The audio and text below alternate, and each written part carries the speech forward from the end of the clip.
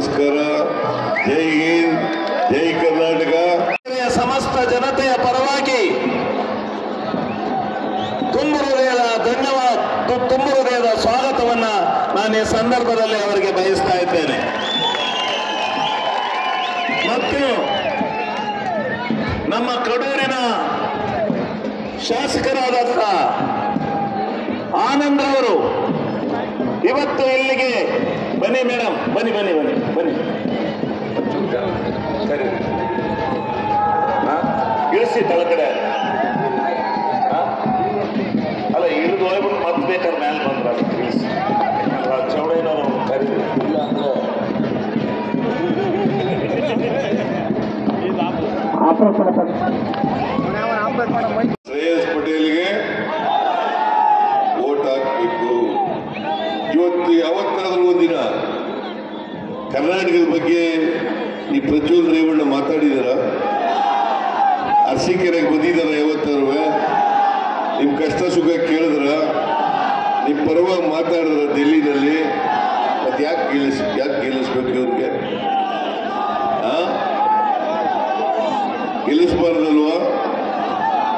ಗೆಲ್ಲಿಸಬಾರ್ದಲ್ವಾ? ದಯಮಾಡಿ ಈ ಚುನಾವಣೆಯಲ್ಲಿ ಪ್ರಜ್ವಲ್ ರೇವಣ್ಣನ ಸೋಲಿಸಿ ಶ್ರೇಯಸ್ ಪಟೇಲ್ ಅವರನ್ನ ಗೆಲ್ಲಿಸ್ತಕ್ಕಂಥ ತೀರ್ಮಾನವನ್ನು ನೀವು ಮಾಡಬೇಕು. ಆ ಮೂಲಕ ಶಿವಲಿಂಗೇಗೌಡರಿಗೆ ಶಕ್ತಿಯನ್ನು ತುಂಬಬೇಕು.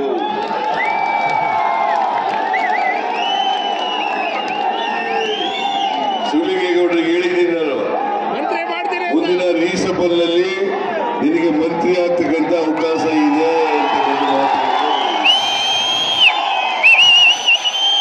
ಈ ಸಾರಿಗೆ ಮಂತ್ರಿ ಮಾಡಕ್ಕೆ ಪ್ರಯತ್ನ ಮಾಡಿದ್ದೆ, ಆದರೆ ಬೇರೆ ಬೇರೆ ಕಾರಣಗಳಿಂದ ಮಂತ್ರಿ ಮಾಡಕ್ಕಾಗಲಿಲ್ಲ. ಅದಕ್ಕೋಸ್ಕರ ಈಗ ಚೇರ್ಮನ್ ಮಾಡಿದ್ದೀವಿ. ಮುಂದೆ ರೀಸಬಲ್ ಮಾಡುವಾಗ ಮಂತ್ರಿ ಮಾಡೇ ಮಾಡ್ತೀವಿ. ಸೊ ಅದರಿಂದ ಶಿವಲಿಂಗೇಗೌಡರು ಏನೇನಿಲ್ಲ ಹೇಳಿದ್ರು, ಅಭಿವೃದ್ಧಿ ಕೆಲಸಗಳನ್ನ ಅರಸೀಕೆರೆಗೆಲ್ಲ ಮಾಡಿದ್ದೀವಿ ಅಂತ ಹೇಳಿದ್ರು. ಅದಕ್ಕೆಲ್ಲಕ್ಕೂ ಕೂಡ ನಾನು ಸಹಾಯ ಮಾಡಿದ್ದೇನೆ. ಮುಂದೇನೂ ಕೂಡ ಅರಸೀಕೆರೆ ಅಭಿವೃದ್ಧಿಗೆ ಶಿವಲಿಂಗೇಗೌಡರು ಏನ್ ಲೆಟರ್ ಕೊಡ್ತಾರೆ, ಆ ಎಲ್ಲ ಲೆಟರ್ಗಳನ್ನು ಕೂಡ ಮನ್ನಿಸಿ ಅಭಿವೃದ್ಧಿ ಕೆಲಸಗಳಿಗೆ ಮಂಜೂರಾತಿಯನ್ನು ಈಗ ಈ ಸಾರಿ ನಮ್ಮ ಅಭ್ಯರ್ಥಿ ಗೆಲ್ಲಿಸ್ತೀರಿ ಅಲ್ವಾ?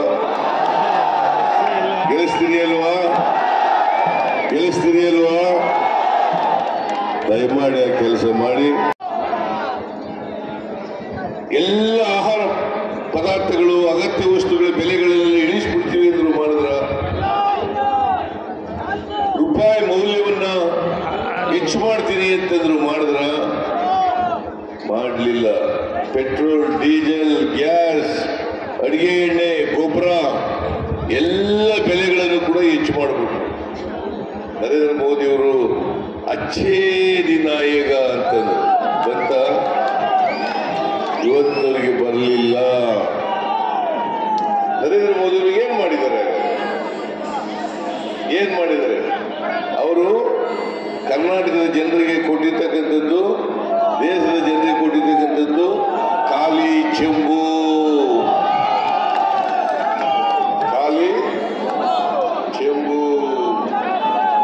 ಅದಕ್ಕೆ ನಾವು ಅಡ್ವರ್ಟೈಸ್ಮೆಂಟ್ ಕೊಟ್ಟು ಖಾಲಿ ಚೆಂಬು ಕೊಟ್ಟಿದ್ದಾರೆ ಈ ದೇಶದ ಜನರಿಗೆ, ಬಡವರಿಗೆ ಅಂತೇಳಿ ಮಾಡಿದ್ದೀವಿ.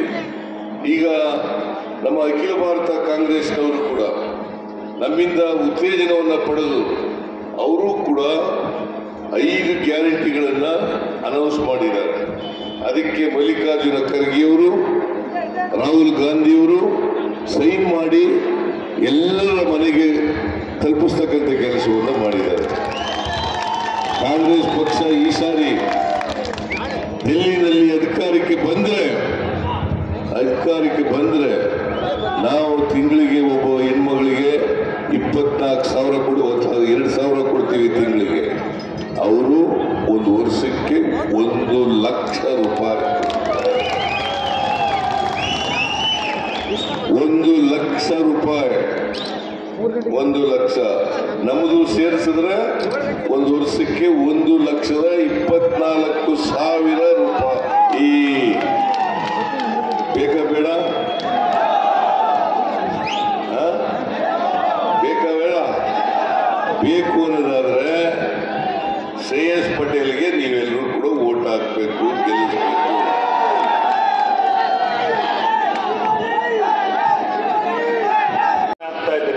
ನನ್ನ ಅರಸೀಕೆರೆಯನ್ನು ಎತ್ತೊಳಗೆ ಸೇರಿಸ್ಕೊಡ್ಬೇಕು ಅಂತ ಕೇಳಿದೆ. ಸೇರಿಸಿ ವಿಧಾನಸಭೆಯಲ್ಲಿ ಉತ್ತರ ಕೊಡ್ಬೇಕಾದ್ರೆ ಹೇಳಿದ್ರು, ಶಿವಲಿಂಗೇಗೌಡ ನಿನ್ನ ಅರಸೀಕೆರೆಯನ್ನು ಸೇರಿಸಿದ್ದೀನಿ ಅಂತೇಳಿ ಕೂಗಿ ಹೇಳಿದ್ರು. ಎತ್ತಿನೊಳಗೆ ಕೊಡ್ತಾರೆ ಯಾರು ಸ್ವಾಮಿ? ಇವರು ಅಪ್ಪ ಮಕ್ಕಳು ಅರಸೀಕೆರೆಯನ್ನು ಕಡೆಗಾಣಿಸಿ ಈ 75 ವರ್ಷದ ರಾಜಕಾರಣದಲ್ಲಿ ಸಂಪೂರ್ಣ ಅರಸೀಕೆರೆಯನ್ನು ನಿಷ್ಕ್ರಿಯ ಮಾಡಿ ಒಂದೇ ಒಂದು ಅಧಿಕಾರನ ಕೊಡ್ಲಿಲ್ಲ, ಒಂದೇ ಒಂದು ನೀರಾವರಿ ಕೊಡ್ಲಿಲ್ಲ, ಇಂಜಿನಿಯರಿಂಗ್ ಕಾಲೇಜ್ ಕೊಟ್ಟಿರ್ಲಿಲ್ಲ. ಹೋರಾಟ ಮಾಡಿ ನಾನು ಇಂಜಿನಿಯರಿಂಗ್ ಕಾಲೇಜ್ ಪಾಲಿಟೆಕ್ನಿಕ್ ಈಗ ಸಿದ್ದರಾಮಣ್ಣ ಅಂತ ತಂದಿದ್ದೇನೆ. ಸಿದ್ದರಾಮಣ್ಣನ ಋಣ ನಮ್ಮ ಮೇಲಿತ್ತು. ಸಿದ್ದರಾಮಣ್ಣ ಹೇಳ್ತಾ ಇದ್ರು, ನಾನು ಈ ಸಾರಿ ಮುಖ್ಯಮಂತ್ರಿ ಆಗ್ಬೇಕು, ಬತ್ತೇ ಇಲ್ವಯ್ಯ ನೀನು? ವಿಧಾನಸೌಧದಲ್ಲಿ ಮಾತ್ರ ಶಿವಲಿಂಗೇಗೌಡ ಎಲ್ಲರೂ ಮಾಡಿಕೊಟ್ರು ಸಿದ್ದರಾಮಣ್ಣ ಅಂತ ಹೇಳ್ತೀಯ, ಬರೀ ನಾನು ಮುಖ್ಯಮಂತ್ರಿ ಆಗ್ಬೇಕು, ನೀನು ಬರಬೇಕು ಅಂದ್ರು. ಯಾರನ್ನು ಹೇಳಿದ್ರೆ ಕೇಳಿದ್ರೆ ಸಿದ್ದರಾಮಣ್ಣ ನಿಮ್ದೆ ಹೋಗಿದ್ದೇನೆ ಹೇಳ್ತಾರಂತೆ. ಮೊನ್ನೆ ನಾಗರಳ್ಳಿಲಿ ಹೋಗಿ ಇಷ್ಟು ಚಿಪ್ ಕೊಟ್ಟರು, ನೀ ಎಲ್ಲಿ ಮಂತ್ರಿ ಕೊಟ್ಟರೆ ಅಂತ ನಾನು ಹೇಳ್ತೇನೆ ಅವರಿಗೆ, ಇದೇ ಸಭೆಯಲ್ಲಿ ಹೇಳ್ತೇನೆ, ನಾನು ಮಂತ್ರಿ ಆಗೋದನ್ನ ತಪ್ಪಿಸಕ್ಕೆ ನಿಮ್ಮ ಅಪ್ಪ ಮಕ್ಕಳಿಂದ ಸಾಧ್ಯ ಇಲ್ಲ, ನಿಮ್ಮ ಮಕ್ಕಳು ಸಾಧ್ಯ ಇಲ್ಲ. ಸಿದ್ದರಾಮಣ್ಣನ ಆಶೀರ್ವಾದದಿಂದ ನಾನು ಮಂತ್ರಿ ಆಗೇ ಆಗ್ತೇನೆ. ಅದನ್ನು ನನಗೆ ಮಾತು ಕೊಟ್ಟಿದ್ದಾರೆ ಮುಂದಿನ ಎಕ್ಸ್ಪ್ರೆಷನ್ ಅಲ್ಲಿ. ನೀವು ಅರಸೀಕೆರೆ ಹಾಸನ ಜಿಲ್ಲೆನಲ್ಲಿ ಬರೀ ಒಳನರಸೀಪುರದಲ್ಲಿ ಮಂತ್ರಿ ಆಗ್ತಾ ಇದ್ದಾರೆ. ಅದನ್ನ ತಪ್ಪಿಸ್ಬೇಕು ಅಂತಕ್ಕಂಥದ್ದಿದ್ರೆ ಶ್ರೇಯಸ್ ಪಟೇಲ್ ರವರನ್ನ ಅತ್ಯಧಿಕ ಬಹುಮತದಿಂದ ಗೆಲ್ಲಿಸಿದ ಮೇಲೆ ನಾನು ಮಂತ್ರಿ ಆಗ್ತೇನೆ. ನಿನ್ಗೆ ಯಾವುದು ಚಿಂತೆ ಬೇಡಿ, ಎಲ್ಲಿ ನಿನ್ಗೇನು ಕೊಟ್ರ ಅಂತೇಳಿ ನೀವು ಅಂಗಿಸ್ಬೇಡಿ, ನೀವು ಅದ್ರ ಕತೆಗೆ ಹೋಗ್ಬೇಡಿ.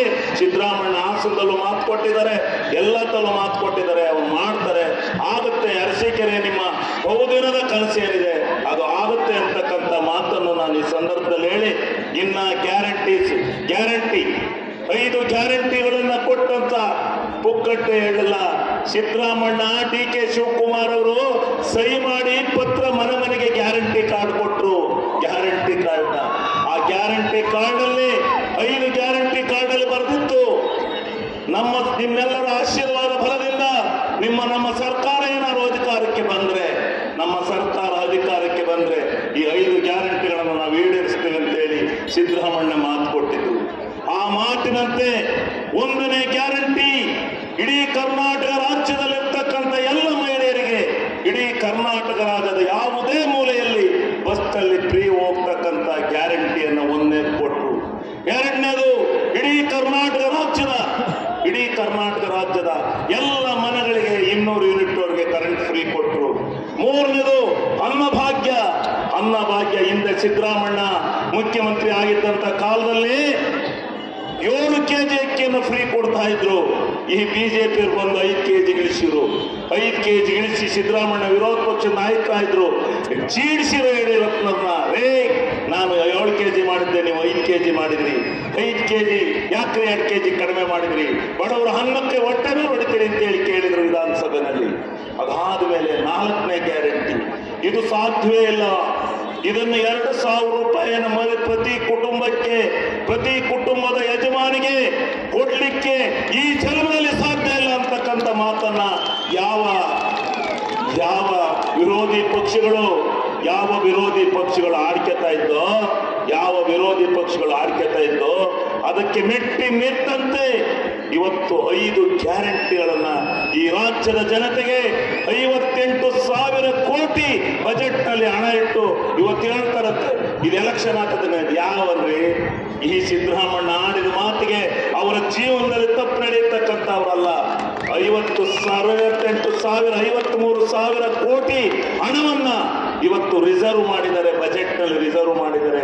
ಮುಂದಿನ ವರ್ಷ ಮಾರ್ಚ್ ತಿಂಗಳವರೆಗೆ ಗ್ಯಾರಂಟಿ ನಡೆಯುತ್ತೆ. ಸಿದ್ದರಾಮಣ್ಣ ಅಧಿಕಾರದಲ್ಲಿ ಅಧಿಕಾರವನ್ನ ಎಷ್ಟು ವರ್ಷಗಳ ಕಾಲ ಇರ್ತಾರೋ ಅಷ್ಟು ವರ್ಷಗಳ ಕಾಲ ಯಾರೂ ಗ್ಯಾರಂಟಿಯನ್ನು ನಿಲ್ಲಿಸಲಿಕ್ಕೆ ಆಗೋದಿಲ್ಲ. ಕಾಂಗ್ರೆಸ್ ಸರ್ಕಾರ ಅಧಿಕಾರದಲ್ಲಿರೋವರೆಗೂ ಯಾರಿಂದಲೂ ಗ್ಯಾರಂಟಿಯನ್ನು ನಿಲ್ಲಿಸಲಿಕ್ಕೆ ಸಾಧ್ಯ ಆಗೋದಿಲ್ಲ. ಈ ಮಾತನ್ನ ನೀವು ಅರ್ಥ ಮಾಡಿಕೊಂಡು ಅತಿ ಹೆಚ್ಚಿನ ರೀತಿಯಲ್ಲಿ ನೀವು ಇದು ಮಾಡಬೇಕು. ಈಗ ಬಿಜೆಪಿಯವರು JDS ಒಂದಾಗ್ಯಾರೆ. ನಾವು ಮಾತ್ರ ಪಕ್ಷ ಬಿಟ್ಟು ಹೋಗಿದ್ದೀವ್ರಿಗೆ ಕೆಟ್ಟದ್ದಾಯ್ತು.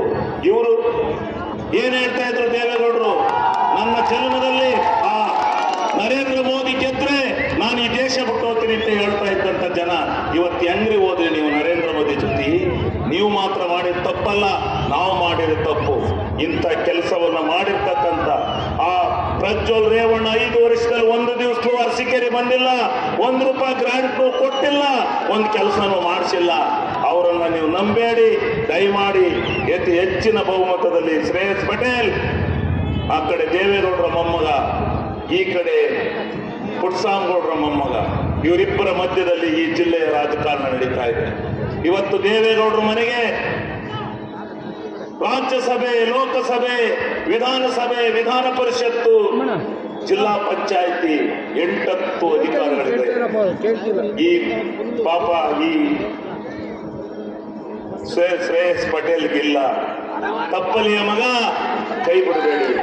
ಅವರ ತಾಯಿ ಅನುಪಮರವರು ಬಂದಿದ್ದಾರೆ. ಅವರು ನಿಮ್ಮನ್ನ ಶರಗೋಟಿ ಕೇಳ್ತಾ ಇದ್ದಾರೆ, ಮತಯಾಚನೆ ಮಾಡ್ತಾ ಇದ್ದಾರೆ. ದಯಮಾಡಿ ನೀವೆಲ್ಲ ಅವರ ಶರಗನ್ನ ತುಂಬಿಸಿ ಅವರನ್ನ ಅತ್ಯಧಿಕ ಬಹುಮತದಿಂದ ಅವರನ್ನ ಗೆಲ್ಲಿಸಿಕೊಡಿ ಅಂತ ಹೇಳಿ ನಾನು ಕೈ ಮುಗಿದು ಈ ಸಂದರ್ಭದಲ್ಲಿ ನಿಮ್ಮೆಲ್ಲರಿಗೆ ಕೈ ಮುಗಿದು ಕೇಳ್ತಾ ಇದ್ದೇನೆ. ನಿಮ್ಮೆಲ್ಲರೂ ದಯಮಾಡಿ ಅತಿ ಹೆಚ್ಚಿನ ಬಹುಮತವನ್ನು ಕೊಟ್ಟು ಆಶೀರ್ವಾದ ಮಾಡಬೇಕು ಅಂತೇಳಿ ನಿಮಗೆ ಕೈ ಜೋಡಿಸಿ ಸಾಷ್ಟಾಂಗ ಪ್ರಣಾಮಗಳನ್ನು ಮಾಡ್ತಾ ಇದ್ದೇನೆ. 4 ದಿನ ಇದೆ. ಲೋಕಸಭಾ ಚುನಾವಣೆ ನಡೀತಾ ಇದೆ. ಇದು ಬಹಳ ಮಹತ್ವದ ಚುನಾವಣೆ. ಯಾಕಂತಂದ್ರೆ 10 ವರ್ಷಗಳ ಕಾಲ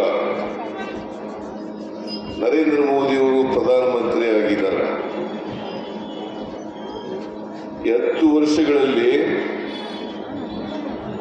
ನರೇಂದ್ರ ಮೋದಿಯವರು ಕೊಟ್ಟ ಮಾತಿನಂತೆ ನಡ್ಕೊಂಡಿಲ್ಲ.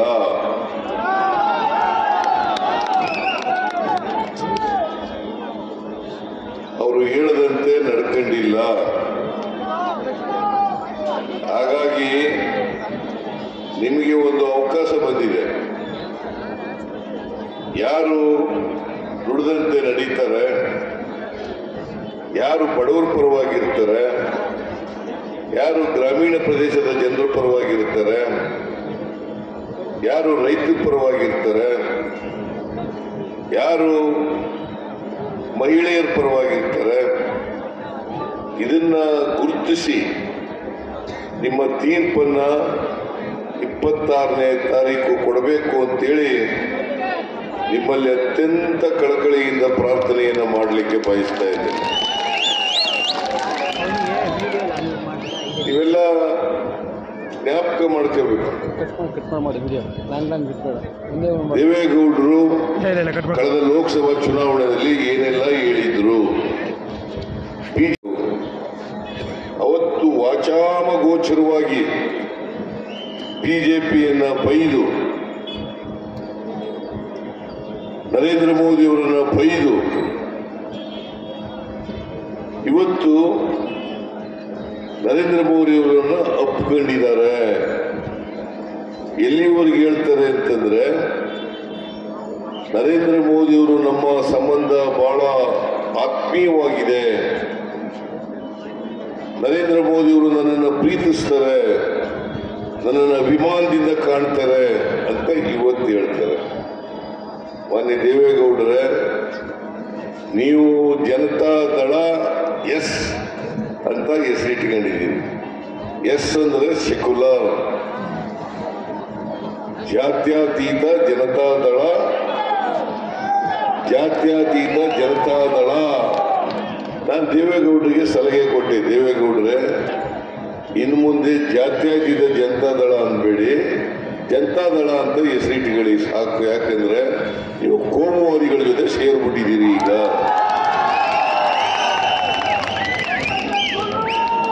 ಬಿಜೆಪಿಯವ್ರ ಜೊತೆ ಕೋಮುವಾದಿಗಳ ಜೊತೆ ಸೇರ್ಕೊಂಡು ಸೇರ್ಕೊಂಡು ನೀವು ಕೋಮುವಾದಿಗಳಾಗ್ಬಿಟ್ಟಿದ್ದೀರಿ ಅಂತ ಹೇಳಿದಾಗ ದೇವೇಗೌಡರು ಬಹಳ ಕೆಂಡಮಂಡಲ ಆಗ್ಬಿಟ್ರು. ಕೆಂಡಮಂಡಲ ಆಗಿ ಒಂದು ಸಭೆಯಲ್ಲಿ ಹೇಳಿದ್ರು, ನಾನು ಸಿದ್ದರಾಮಯ್ಯನವರ ಗರ್ವಭಂಗ ಮಾಡದೆ ನನ್ನ ಗುರಿ, ಇದು ನನ್ನ ಶಪಥ ಅಂತೆಲ್ಲ ಹೇಳಿದ್ರು. ನಾನು ಹೇಳಿದೆ ದೇವೇಗೌಡರಿಗೆ, ದೇವೇಗೌಡ್ರೆ ನನಗೆ ಗರ್ವನೂ ಇಲ್ಲ, ನೀವು ಭಂಗ ಮಾಡಕ್ಕೂ ಆಗೋದಿಲ್ಲ ಅಂತ ಹೇಳಿದ್ರು. ಯಾಕೆ ಈ ಮಾತು ಹೇಳ್ತಾ ಇದ್ದೀನಿ ಅಂತಂದ್ರೆ, ದೇವೇಗೌಡರು ಅವತ್ತು ಆಡಿದಂತ ಮಾತುಗಳು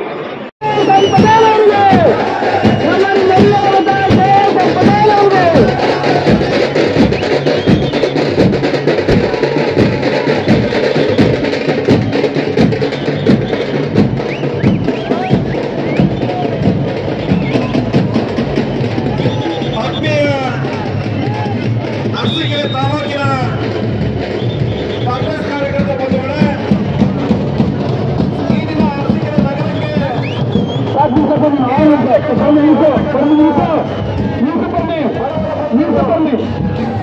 ಅನ್ನದಾತ ನುಡಿದಂತೆ ನಡೆದಂತ ಸರ್ಕಾರದ ಕಾಂಗ್ರೆಸ್ ಪಕ್ಷದ ಸರ್ಕಾರದ ಸಿದ್ದರಾಮಯ್ಯ